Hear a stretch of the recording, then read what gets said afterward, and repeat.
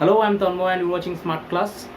আজকের ক্লাসে আমরা আলোচনা করবো এক্সক্লেমেটরি সেন্টেন্স নারেশন চেঞ্জ। এর আগে ক্লাসে আমরা অলরেডি দেখেছি অ্যাসার্টিভ, ইন্টারোগেটিভ, ইম্পারেটিভ এবং অবজেক্টিভ সেন্টেন্স নারেশন চেঞ্জ কীভাবে করতে হয়।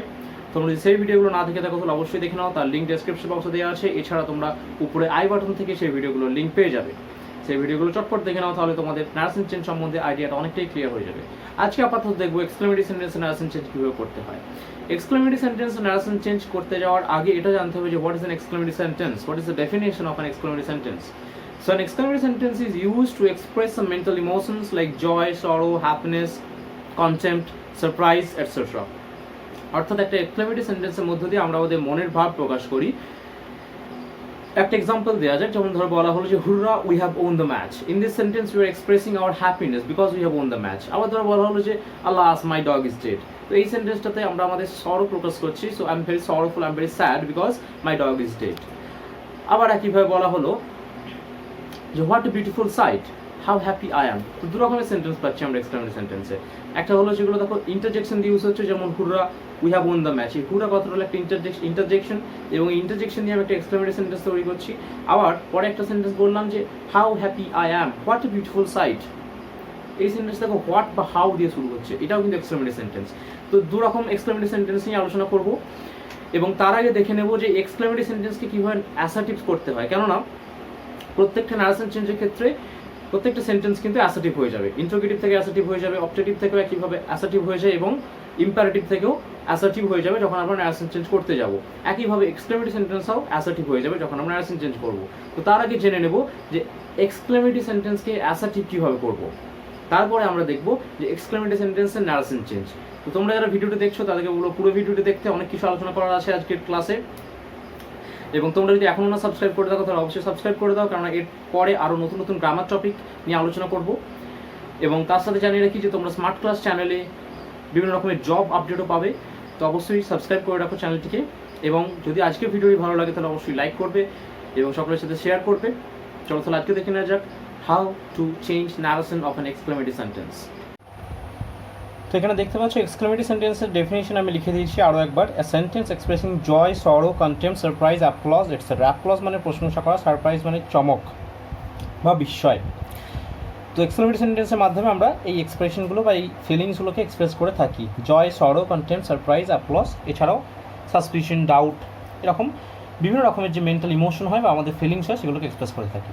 এখানে যে এক্সাম্পলগুলো আছে দেখো, আলাস আই এম রুইন্ড। এরপরে প্রত্যেকটা সেন্টেন্সে আমাদের বুঝে নিতে হবে যে সেখানে যে ফিলিংটা বলা হচ্ছে সেটা কীরকম। যেমন in the first sentence alas I am ruined, এই সেন্টেন্সটাতে যে মেন্টাল ইমোশন বা ফিলিংসের কথা বলা হচ্ছে সেটা কিন্তু সরো, দুঃখের কথা বলা হচ্ছে যে অ্যালাস আই এম রুইন্ড, অর্থাৎ কেউ ধ্বংস হয়ে গেছে বা কেউ একবারে শেষ হয়ে গেছে। আমরা মাঝে মধ্যে বলে থাকি যে আমি শেষ হয়ে গেলাম। তো আই এম রুইন্ড এখানে বলা হচ্ছে সরো, এখানে এক্সপ্রেস যেটা করা হচ্ছে যে আমাদের মেন্টাল ইমোশন সেটা কিন্তু সরো। সেকেন্ড সেন্টেন্সে I have lost the game, একইভাবে দেখো এখানেও একটা সরো আছে, স্যাডনেস আছে, I have lost the game.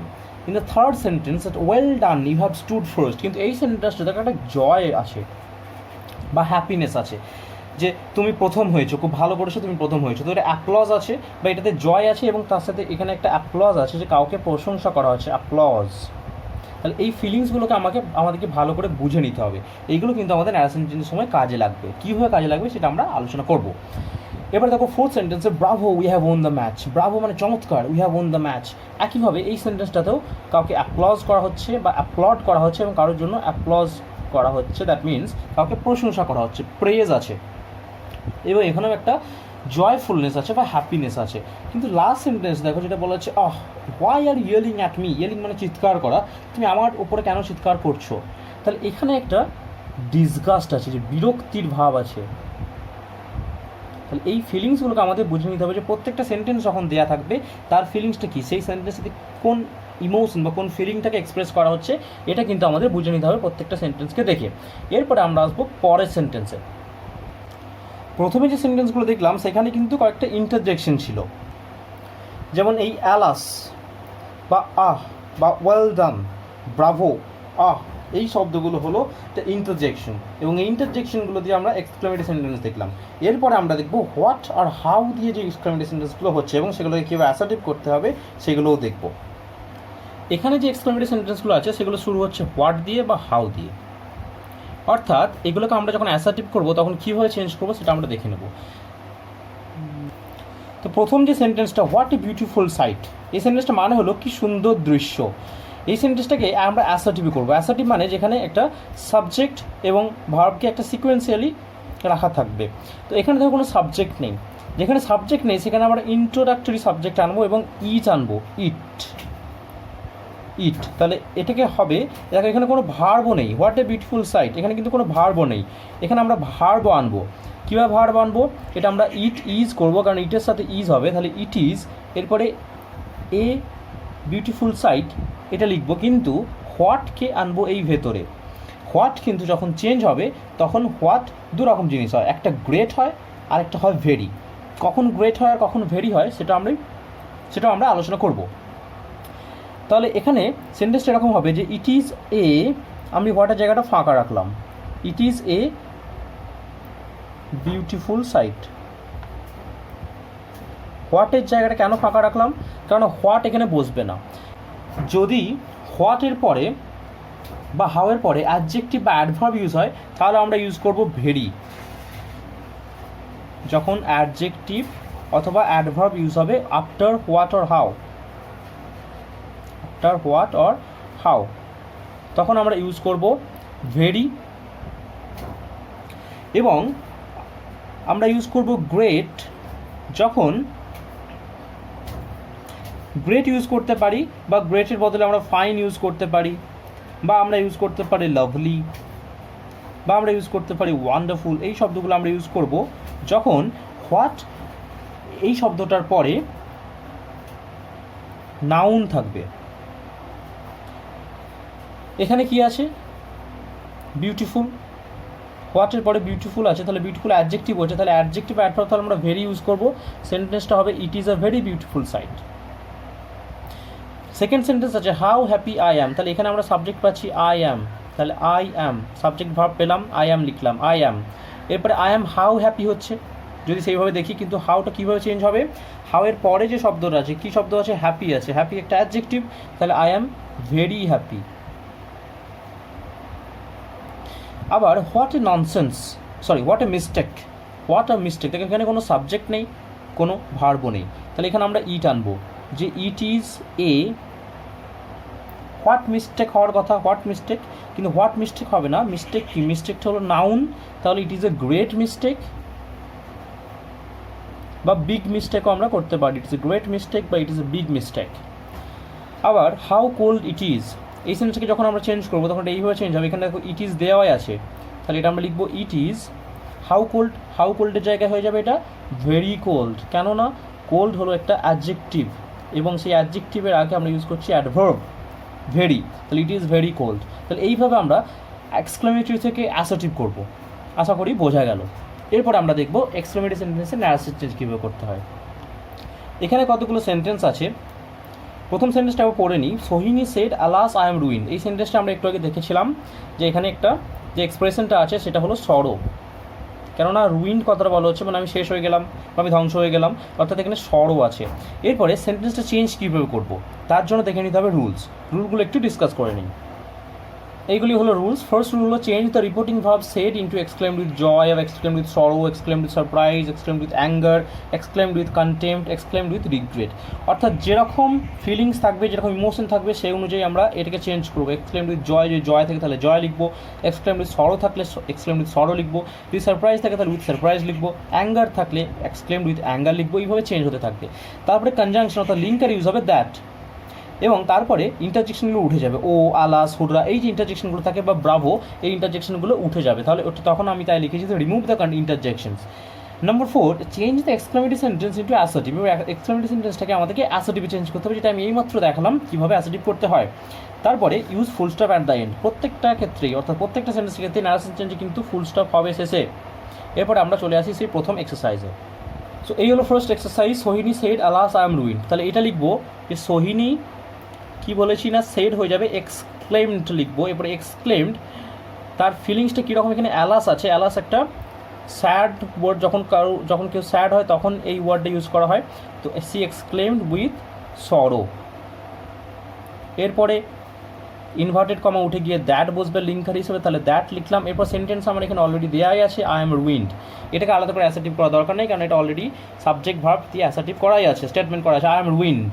তাহলে দ্যাট, এরপরে আই ফার্স্ট পার্সন, তাহলে এটা সোহিনীকে বোঝাচ্ছে, তাহলে এখানে হয়ে যাবে সি। অ্যাম আছে এখানে, এখানে ভার্ব আছে পাস্ট, তাহলে সি ওয়াজ রুইন্ড। বাকি রুল একই রকম। Number 2, the player said I have lost the game. তাহলে লস্ট আছে, লস্ট কথাটা মানে এখানে নিশ্চয়ই কোনো একটা স্যাড বা স্যাডনেস এই ফিলিংটা আছে। তাহলে একইভাবে আমরা এখানেও লিখবো দ্য প্লেয়ার এক্সক্লেমড। এরপরে কেমনভাবে এক্সক্লেম করলো, কীরকম তার সরো, কীরকম তার ফিলিং, এক্সক্লেমড উইথ সরো বা এক্সক্লেমড উইথ স্যাডনেসও আমরা করতে পারবো। তাহলে the player exclaimed with sorrow that, এরপর দ্যাট দেবো। সেন্টেন্স আমার আছে, এটা বলেছি আমি এক্সক্লেমেটিভ, এই যে ইন্টারজেকশন উঠে যাবে, তাহলে এটা চলে গেল। এবার I have lost the game, তাহলে এটা হয়ে গেল I have lost the game. এটা আইকে বোঝাচ্ছে, প্লেয়ারকে বোঝাচ্ছে, আই ফার্স্ট পার্সন, তাহলে ফার্স্টে কে আছে, প্লেয়ার আছে, তাহলে এটা হি হয়ে যাবে, that he.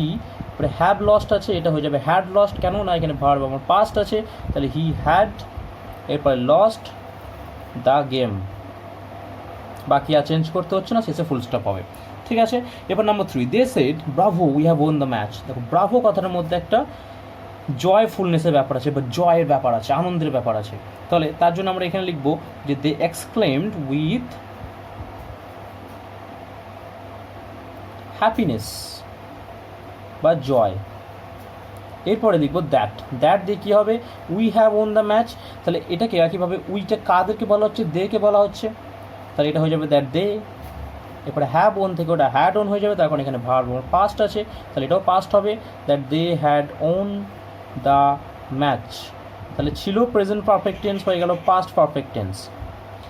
Last sentence, mister Thakur shed sorry I cannot help you.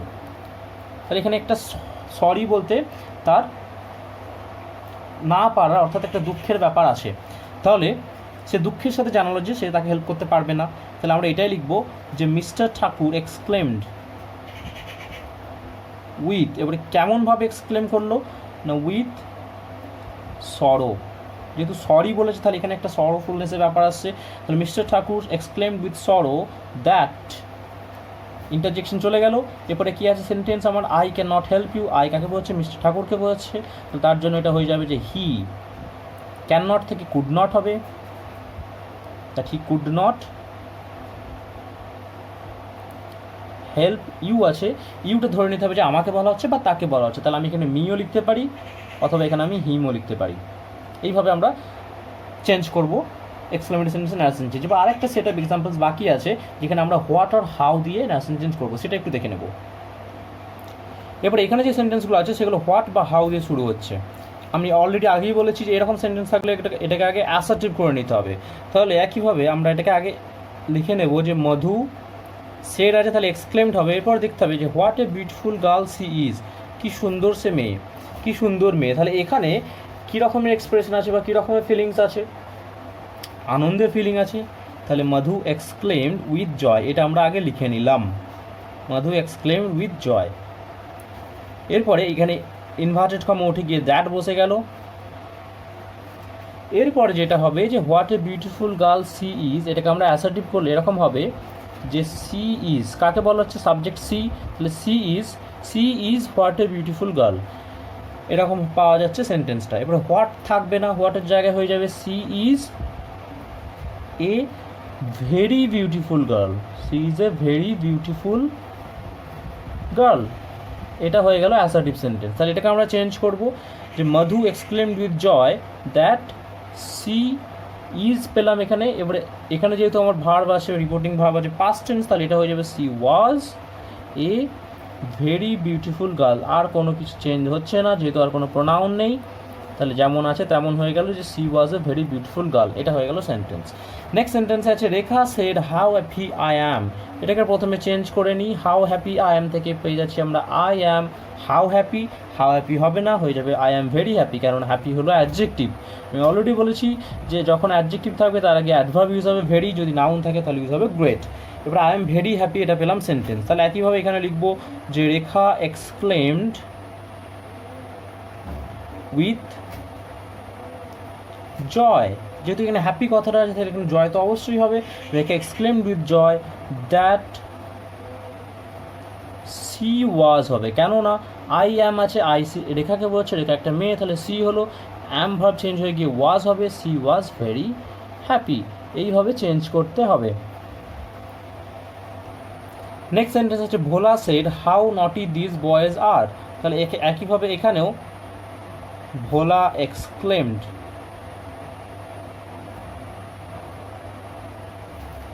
এরপরে যে সেন্টেন্সটা আছে যে হাউ নটি দিস বয়েজ আর, এরপরে ধরো এখানে বুঝতে পারছো না যে কী রকমের ইমোশন বা কী রকমের ফিলিংয়ের কথা বলা হয়েছে, তখন এখানে আমরা কিছুই লিখবো না, জাস্ট লিখবো ভোলা এক্সক্লেম দ্যাট।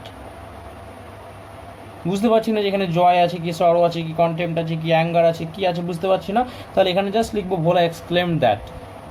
এরপর এটাকে অ্যাসেটিভ করতে হচ্ছে হাউ নটি দিস বয়েজ আর, তাহলে এখানে আমরা সাবজেক্ট পেয়ে গেলাম দিস বয়েজ, তাহলে সেন্টেন্সটা হবে দিস বয়েজ আর হাউ নটি, অর্থাৎ হাউটা হয়ে যাবে ভেরি, তখন নটি হলো অ্যাডজেক্টিভ, তাহলে দিস বয়েজ আর ভেরি নটি, তাহলে এই সেন্টেন্সটা হবে যে ভোলা এক্সক্লেম দ্যাট, এরপর দিস হয়ে যাবে দোজ, দিস থাকলে দোজ হয়ে যাবে, তাহলে ভোলা এক্সক্লেম দ্যাট দোজ বয়েজ আর থেকে হয়ে যাবে ওয়্যার ভেরি নটি, এটা হবে অ্যান্সার। এরপরে next sentence he said how beautiful the picture is, beautiful the picture is মানে সে নিশ্চয়ই আনন্দ পেয়েছে পিকচার থেকে, তাহলে এখানে একটা জয়ের ব্যাপার আছে, তাহলে তার জন্য আমরা লিখবো জি হি এক্সক্লেমড উইথ জয়